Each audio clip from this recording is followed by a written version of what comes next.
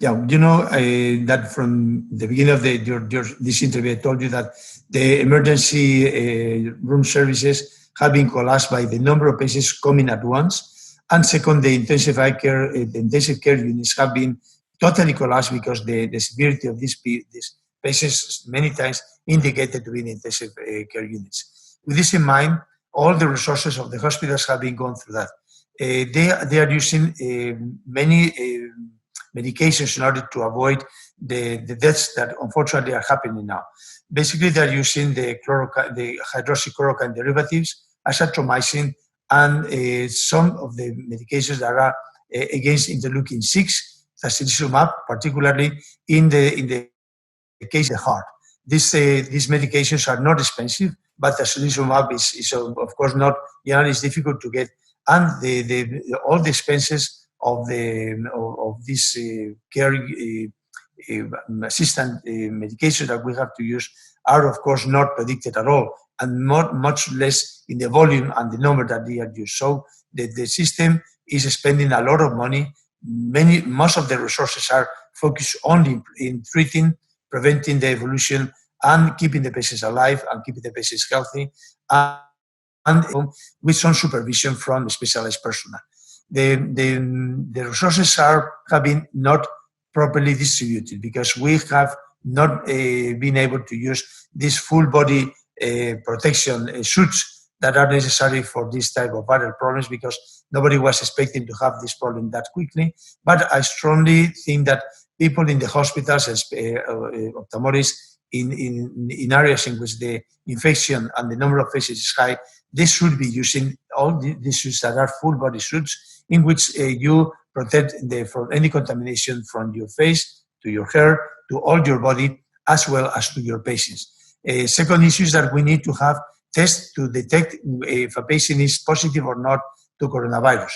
These tests have been a problem because even that they are in the market, they are not sensitive enough. Some of them only have a 30% sensitivity, which is too low. And until the moment in which we have general use of a high sensitivity test, we shall not know how many are contaminated, infected, and how many are not. And we shall not be able to break the transmission of the disease. And this is one of the problems. This has not been brought in time. The numbers of tests that have been brought have not enough. Some of them were not sensitive enough. And this has been the second problem: lack of adequate testing resources to separate those that are infected from those that are not, and to make an adequate isolation, selective isolation of those patients that really have the problem. Second issue is that what is the impact in the general economy? You can imagine that it's huge. It is estimated that every week in which the country is shut down is about 20,000 million euros, 20,000 million euros lost in the country, which is at about 0.8% of the gross product, and we are having with this almost 1 month. So the losses are huge. The impact on the economy of the healthcare cost is huge, and will be more in the future, because many of these patients are going to become chronic. Some of them are discharged, but some of them have to be left in the hospitals or in areas in which they are properly attended by specialized people.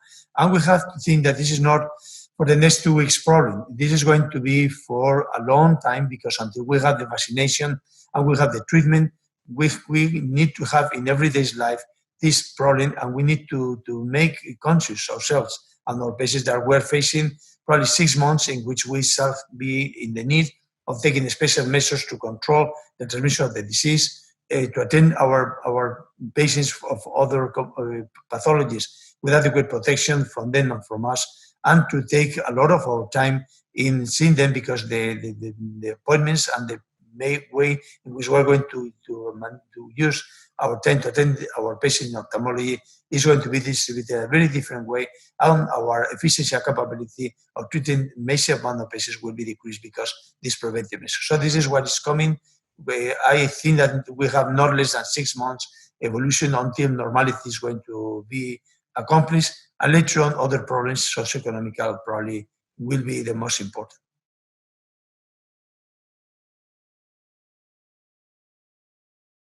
Well, about the long-term expectations, in my opinion, are very limited because this virus has not a particular impact in the eye. Only few cases of uveitis have been described, a few cases of scleritis, all of them have been described in China, and the transmission of disease through the infected conjunctiva has been described, but this is happening to not more than 20% of the patients. So the impact in ophthalmology in the long term is going to be minimal. The impact in our everyday practice obviously is going to be high because we need to distribute our patients, our time, and our resources a different way, and we shall lose a lot of effectivity in our capability to attend patients in massive numbers. I think it's something that will be necessary because we are losing a lot of time in caring for our patients from the many problems that they have, and some of them are severe, like macular degeneration, diabetic retinopathy, and other problems, glaucoma, for instance. The immediate impact will be just in the normal practice. Normal practice will be affected negatively in the fluence and in the circulation of patients, and we shall need probably more ophthalmologists to see less patients with more resources, which is going to be in the 6 months quite a problem. After that, it's impossible to predict. We have something that we didn't expect. From this moment, we know that these pandemic problems needs to be addressed much more earlier and much more strongly than before. We need to have some basic resources that should be left for cases in which we have to run into the problem quickly. But the problem is that this pandemic problem affected the respiratory tract with suffocation, and patients are dying for this. But in the future, we have other pandemic problems that affects the hematology, affects other type of organs.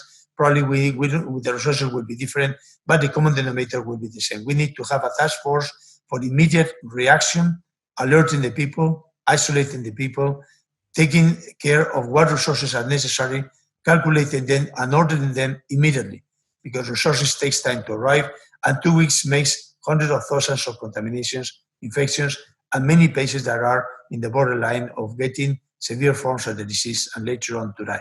So the lessons are task force, prevention, testing for immediate diagnostic of the infected people, international alert about medical resources that are immediately needed in order to be manufactured and served properly, control of these manufacturers to deliver these items quickly, and basically to gain in efficiency, which has been the basic problem in Italy and Spain. The efficiency of our authorities has been, frankly talking, very negative.